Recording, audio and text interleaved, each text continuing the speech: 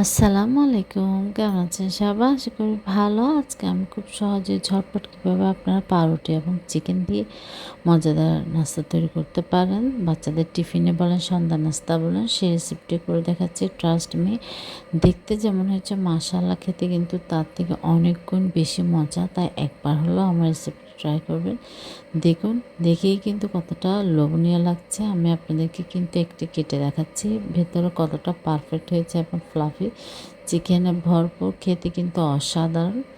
প্রথমে আমি চিকেনটা কিন্তু একদম বেস্টের পিস, মানে হাড় ছাড়া চিকেন, সামান্য গোলমরিচ, সামান্য আদা রসুন এবং লবণ দিয়ে সিদ্ধ করে নিয়েছি। সেটা আমি ভিডিওতে দেখালাম না, এটা আমি অফ ক্যামেরায় করে নিয়েছি। সিদ্ধ করে আমি এটাকে কাঁটা চামচ দিয়ে ছাড়িয়ে নিয়েছি, আপনারা দেখতে পারবেন। এবার আমি সরাসরি রান্না করছি। চুলে আমি অল্প পরিমাণ তেল দিয়ে, তেলটা বেশি দেবেন না, তাহলে কিন্তু বেশি হয়ে যাবে।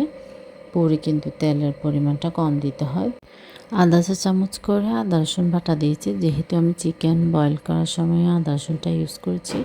পেঁয়াজ কুচি দিয়েছি আমি এখানে আধা কাপের থেকে একটু বেশি পরিমাণ, একদম পাতলা পাতলা কুচি করে দিবেন, মোটা করে কাটবেন না। যখন পেঁয়াজটা আর আদা রসুনের কাঁচা গন্ধটা চলে যাবে, তখন আমি চিকেনটা দিয়ে দিব, যেটা আমি সিদ্ধ করে রেখেছি শ্রেডেড করে। এখানে আমি চিলি ফ্লেক্স দিয়েছি আধা চা চামচ পরিমাণ, সয়া সস দিচ্ছে 1 চা চামচ পরিমাণ, ধনে গুঁড়ো দিচ্ছে আধা চা চামচ পরিমাণ, চিলি সস দিচ্ছি 1 চা চামচ পরিমাণ। চিলি সস এটা কিন্তু গ্রিন চিলি সস, এটা কিন্তু রেড চিলি সস না। লবণ দিচ্ছি স্বাদ অনুযায়ী, সামান্য পরিমাণ, একটু সামান্য পরিমাণ আধা চা চামচের মতো মাংসের মশলা দিয়েছি। খুবই মশলা কিন্তু খুবই, আমি চিকেনটাকে ভালোভাবে মশলার সাথে ভেজে নিচ্ছি। অনবরত নাড়াচাড়া করতে হবে, না হয় কিন্তু এটা পুড়ে যাবে, যেহেতু এখানে কোনো পানি ইউজ করছি না। চিকেনটাও কিন্তু অনেকটাই শুকনা। আমি এখানে 3 চা চামচ পরিমাণ কর্নফ্লাওয়ার এবং 3 চা চামচ পানি সাথে গুলিয়ে নিয়েছি। এবার দিয়ে দিলাম। এটা কিন্তু ঠিক হবে, আঠালো হবে। এই কর্নফ্লাওয়ারটা দিলে টেস্টটা কিন্তু চেঞ্জ হয়ে যায় কর্নফ্লাওয়ার দিলে, তাই আপনারা অবশ্যই ইউজ করবেন কর্নফ্লাওয়ারটা। চিকেনটা যখন মশলার সাথে ভালোভাবে মিক্স হয়ে যাবে, কাঁচা গন্ধটা চলে যাবে মশলার। দেখুন আমার কিন্তু এটা কিন্তু হতেও কিন্তু খুব কম সময় লাগে, যেহেতু আমি চিকেনটা আগে থেকেই সিদ্ধ করে নিয়েছি। আর এখানে আমি ক্যাপসিকাম দিয়েছি অল্প পরিমাণ, আপনারা আপনাদের পছন্দ মতো দিয়ে নেবেন, যে কোনো কালার ক্যাপসিকাম হাতের কাছে থাকবে। আমি অল্প পরিমাণে দিয়েছি, এটা দিলে কিন্তু অনেক টেস্টি হয়। তারপর গোলমরিচ গুঁড়ো দিচ্ছি আমি আধা চা চামচের থেকেও সামান্য একটু কম। আপনারা যদি বাচ্চাদেরকে দেন তাহলে আপনার ঝালটা বুঝে শুনে দিবেন। টমেটো সস দিচ্ছি এখানে আমি একদম ভর্তি করে 1.5 চা চামচ পরিমাণ দিয়ে এবার আবার নাড়াচাড়া করে নেব।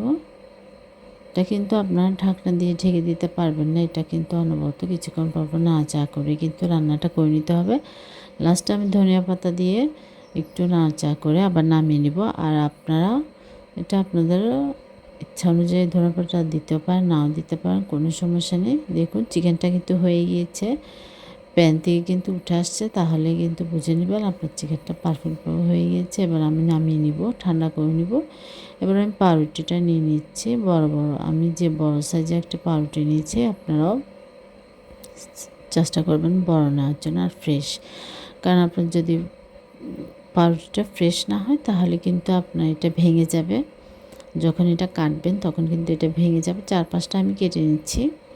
না চাইলে অবশিষ্ট অংশগুলো দিয়ে ব্রেড ক্রাম্ব তৈরি করে নিতে পারবেন খুব সহজে। আমার চ্যানেলে কিন্তু দেওয়া আছে ব্রেড ক্রাম্বের রেসিপিটা, আপনারা চাইলে দেখে এটা তৈরি করে নিতে পারবেন, হোমমেড ব্রেড ক্রাম্ব।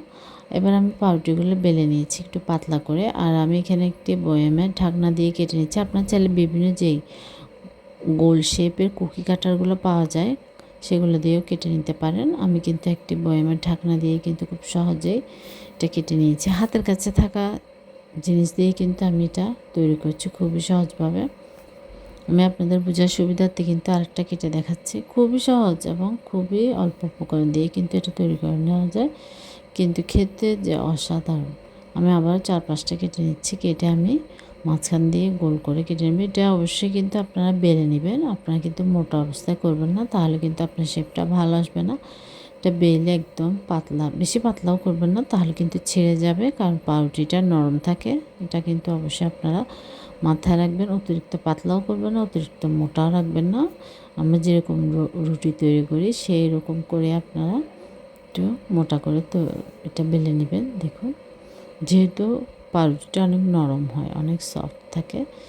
দেখুন এভাবে করে আমি সবগুলো করে নিয়েছি। দেখুন কতটা সুন্দর হয়েছে। এবার আমি পুরটা এখানের মধ্যে পুরটা ভরে নিব। একটি ডিম নিয়ে নিয়েছি, ডিমটা ফেটিয়ে নিচ্ছি। আপনারা চেষ্টা করবেন নর্মাল তাপমাত্রার ডিম নেওয়ার জন্য।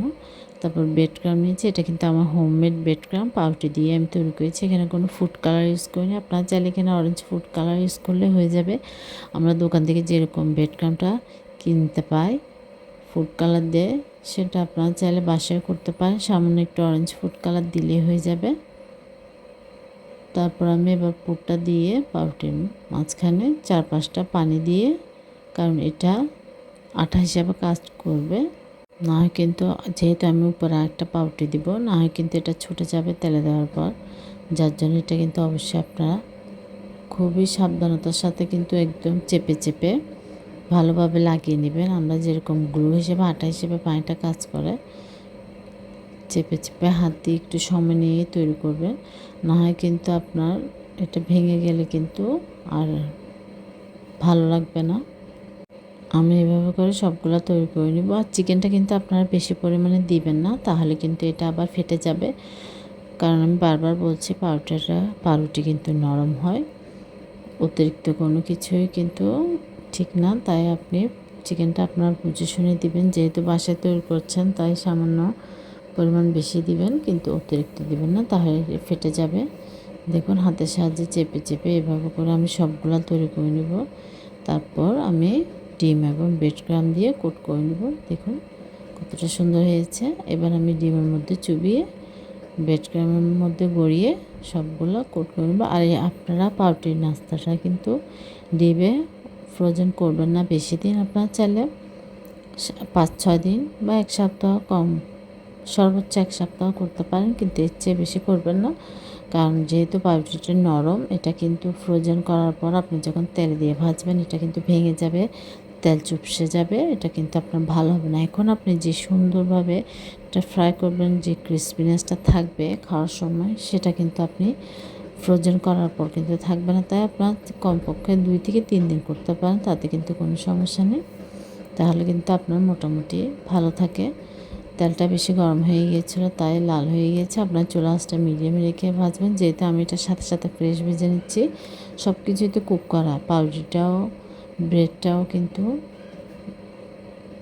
তারপর চিকেনটাও, সব কিছুই যেহেতু এখানে কোনো কিছু কাঁচা নেই, তাই আপনার চুলা আঁচটা মিডিয়ামে রেখে উল্টে পাল্টে ভেজে নেবেন। দেখুন মাশাআল্লাহ কতটা সুন্দর হয়েছে, ভেতরে সফট উপরে ক্রিসপি হয়েছে। আমি এখানে মেয়োনিজ এবং গ্রিন চাটনি দিয়ে একটি সস তৈরি করে নিয়েছি, গ্রিন সস।